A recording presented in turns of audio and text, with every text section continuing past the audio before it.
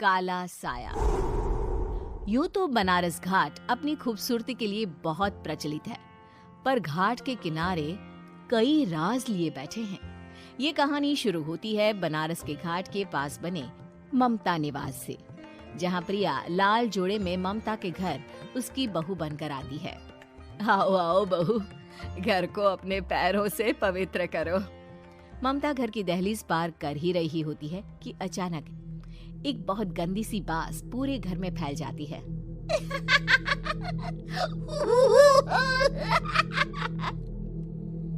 ये बदबू और ये आवाजें, ये कौन हंस रहा है माँ? अब ये पड़ोसी ना हमारे थोड़े अलग से है। कहाँ हम शाकाहारी और ये मांस मच्छी खाने वाले। छोड़, तू ध्यान मत दे और गृह प्रवेश कर। और हाँ बहू, अपनी सास की एक बात हमेशा याद रखना, इन पड़ोसियों से तो कभी बात नहीं करेगी। अच्छे लोग नहीं है ये। अपनी सास की ये बात मानेगी ना बेटा? हाँ माँ, जो आपकी मर्जी, मैं उनसे बात नहीं करूंगी। अगले दिन प्रिया अपनी पहली रसोई बनाने रसोई घर में जाती है। ये छोटी बात तो नाक में जा रही है। एक काम करती हूँ, खिड़की खोल देती हूँ। प्रिया खिड़की खोलने जाती है। इतने जाले, लगता है इस खिड़की को कभी खोला ही नहीं गया। पर ऐसा क्यों? ओह, नॉन वेज की स्मेल आती होगी ना। 2 मिनट के लिए खोल लेती हूँ, फिर बंद कर दूंगी। प्रिया खिड़की खोलती है। खिड़की खोलते ही उसकी नजर सामने वाले घर की खिड़की पर पड़ती है, जहाँ एक लड़की खड़ी होती है। हाथों में मेहंदी, लाल रंग की साड़ी, बिल्कुल सजी धजी, मानो प्रिया की तरह ही वो भी नई नवेली बहू हो। वो प्रिया को देखकर मुस्कुराती है। हे भगवान, माँ ने तो इनसे बात करने को मना किया था। प्रिया फौरन ही खिड़की बंद कर देती है और तवे पर चढ़े रोटी की ओर देखने लगती है, पर वहाँ रोटी न होकर मछली पड़ी होती है। ये क्या? पहली ही रसोई में इतनी बड़ी गलती! हे भगवान, अब मैं क्या करूं? प्रिया बहुत डर जाती है और फौरन रसोई की सफाई करने और फिर सभी के लिए खाना बनाने लग जाती है। जब वो सबको खाना परोसती है, सब तो ठीक है, मैं बेकार में चिंता कर रही थी। हे भगवान, ऐसे ही बस अपनी कृपा बनाए रखना। रात के वक्त जब सब सो रहे होते हैं, तब प्रिया को पायल की आवाज सुनाई देती है, जिससे उसकी आंख खुल जाती है। ये पायल की आवाज कहाँ से आ रही है? प्रिया उठकर उस आवाज के पीछे छत की सीढ़ियों तक जाती है। तभी उसे बच्चे के रोने की आवाज आती है। प्रिया छत पर जाती है तो क्या देखती है? वही लाल साड़ी वाली लड़की अपनी गोद में एक नवजात बच्चे को घुमा घुमा कर सुला रही है। तभी प्रिया की नजर उसके पेट पर पड़ती है। ओह गॉड, ये तो प्रेग्नेंट भी है। सुनिए, बच्चा सो नहीं रहा है क्या? मैं कुछ मदद करूं? नहीं नहीं, आपके घर वालों को अच्छा नहीं लगेगा, मैं संभाल लूंगी। स्नेहा की गोद से बच्चा हाथ मारकर प्रिया की गोद में आने को छटपटाने लगता है। दोनों घर अगल बगल में बने होने के कारण प्रिया उस बच्चे को गोद में ले लेती है। प्रिया के पास आते ही वो सो जाता है। बच्चे का वो स्पर्श रात भर प्रिया भूल नहीं पाती और अगली सुबह वो छत पर कपड़े सुखा रही होती है। तभी उसे एक औरत इशारा करके बुलाती है। स्नेहा कह रही थी बाबू तुम्हारी गोद में आते ही सो गया। मैं गौरी, स्नेहा की माँ हूँ। बहू, घर आना, बाबू को खिला भी लेना। शाम को जब घर पर कोई नहीं रहता, बच्चे से मिलने के लिए प्रिया छिपकर अपनी पड़ोसन के घर चली जाती है और कुछ देर बच्चे को खिलाकर वापस लौट आती है। इसके कुछ दिन बाद ही प्रिया को पता चलता है कि वो माँ बनने वाली है। ममता की खुशी का ठिकाना नहीं रहता।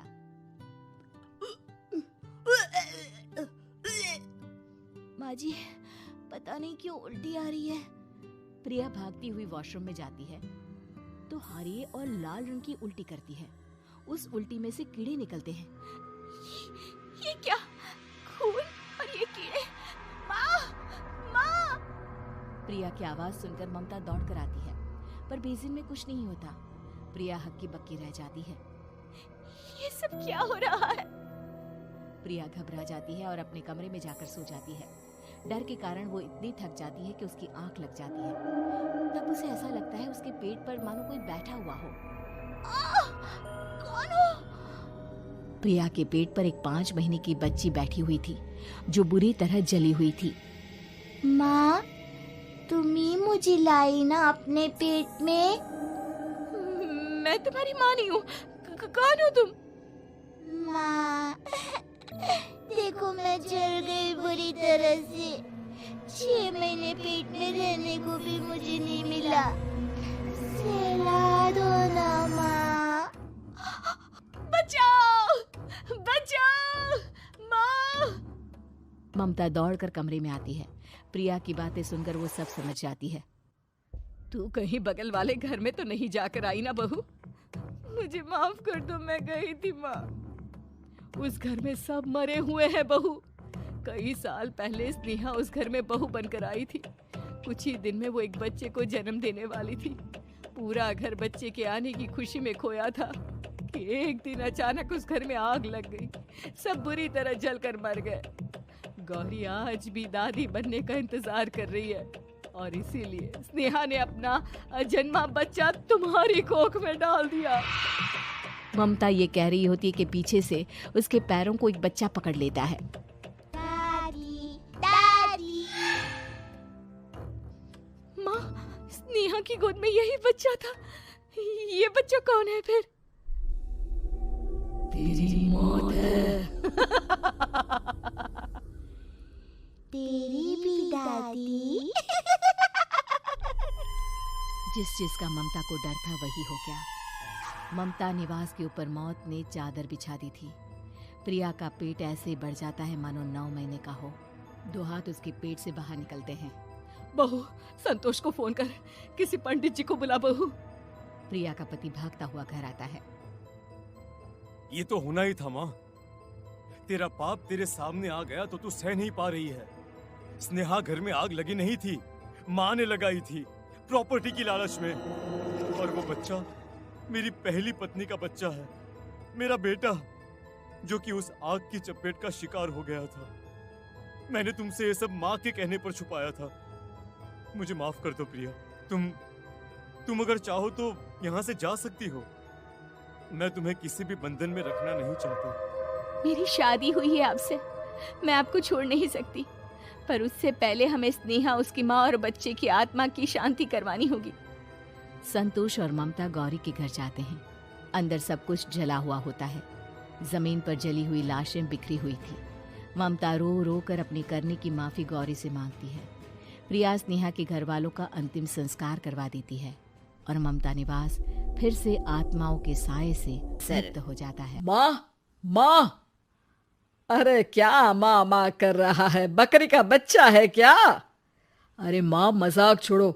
मुझे फाइनली वो मेन चौराहे वाली दुकान मिल गई है। अब देखना, आपका बेटा दुगनी स्पीड से पैसा कमाएगा। उफ़, ये क्या? मेरी ऑनलाइन मेकअप क्लास चल रही है। इतनी जोर से क्यों बोल रहे हो आप दोनों? अरे मेरी धर्म पत्नी जी, मेकअप क्लास बाद में करना। वो चौराहे वाली दुकान मिल गई है हमको। अरे वाह, रुको, मैं अपनी माँ को फोन लगाकर बता देती हूँ। अरे मैं भी अपने रिश्तेदारों को बता देती हूँ। कितनी खुशी की बात है। हाँ हाँ, मैं भी अपने दोस्तों को बता देता हूँ। 1 हफ्ते बाद रजिस्ट्री है। बस घर में खुशी का मौका था। उन तीनों ने अपने अपने फोन उठाए और लोगों में बात फैलाना शुरू कर दिया। और रही सही कसर श्वेता बहू ने अपने पड़ोस में सबको बताकर कर दी। अरे वर्मा आंटी, अब हम भी जल्दी कार ले लेंगे। घर का रेनोवेशन होगा और ठाट से रहेंगे हम भी। अरे ऐसा क्या हुआ? लॉटरी बाटरी लग गई है क्या? अरे इस बार चौराहे वाली मॉल में हमको भी दुकान मिल गई है। दुकान नंबर 21, जो एकदम चौराहे पर है। अब ग्राहक बढ़ेंगे तो आमदनी भी बढ़ेगी ही ना। अरे वाह, कितनी खुशी की बात है। मैं बहुत खुश हूँ तुम्हें इतना खुश देख के। बाकी एक बात कहूँ, सबको मत बताते फिरना। किसी की नजर लग जाएगी तो खुशी की खबर वापस लौट जाएगी। हैं? ऐसे थोड़ी ना होता है। अब डरा रही हो। अरे सही कह रही हूँ, काली नजर कहते हैं इस चीज को, जब आप किसी को कुछ बताओ और वो काम बिगड़ जाए। अरे लेकिन मैं तो... तुमने सबको बता दिया ना। हाँ, फोन लगा लगा के। अब बच के रहना, काली नजर बड़ी खतरनाक होती है। श्वेता इतनी खुश रहती है कि वो वर्मा आंटी की बात पर ध्यान ही नहीं देती, जबकि पड़ोस में और भी लोगों से खुशी की खबर शेयर करती रहती है। अगले दिन राजेश बहुत दुखी होकर घर आता है।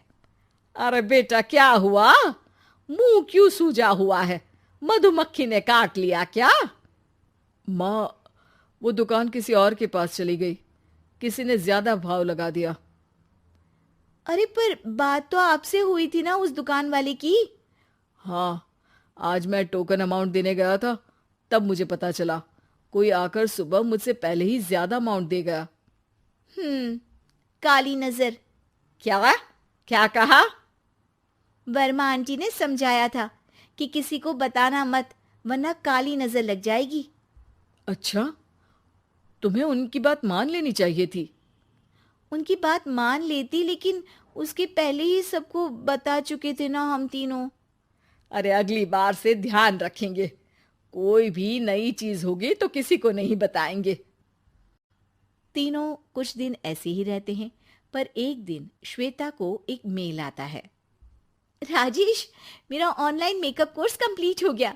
अब मैं खुद का पार्लर खोल सकती हूँ। अरे वाह, अपने मोहल्ले में ही खोलते हैं। ये जो घर के सामने दुकान है ना, वहीं। हाँ, यहाँ सस्ती भी मिल जाएगी। अगले दिन श्वेता वर्मा आंटी के पास जाती है मिठाई का डब्बा लेकर। अरे आओ आओ, कैसे आना हुआ? जोर से नहीं बोलूंगी। वो सामने वाली दुकान है ना, वहां मैं अपनी पार्लर की दुकान खोलने वाली हूँ, उसकी मिठाई है। अरे वाह, बहुत बधाई हो तुमको।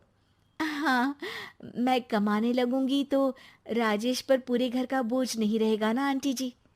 ये तो है, पर ये बता कि तूने ये बात किसी और को तो नहीं बताई ना? अरे नहीं नहीं, पिछली बार गलती कर दी थी। काली नजर लगी किसी की और राजेश के हाथ से वो दुकान चली गई थी। सबको मत बताना। चलो मैं चलती हूँ, कल दुकान की बात करने भी तो जाना है। अगले दिन श्वेता दुकान के लिए मालिक से बात करने जाती है। अरे लेकिन दुकान तो हम कल रात को ही किसी को दे चुके हैं। कल ही? हाँ, कल ही। 2 दिन बाद कोई यहाँ पार्लर भी खोल लेगा। अब कहीं और दुकान देख लीजिए। अरे पर हमको भी तो पार्लर ही खोलना था। भाई, एक ही दुकान है, आधी आधी तो नहीं दे सकता ना मैं। राजेश और श्वेता घर पर हताश होकर आ जाते हैं। इस बार तो किसी को बताया भी नहीं था, अब किसकी काली नजर लग सकती है? सुनो, तुमने माँ को बताया था क्या? अरे कैसी बात कर रही हो? माँ की नजर थोड़ी ना लगेगी।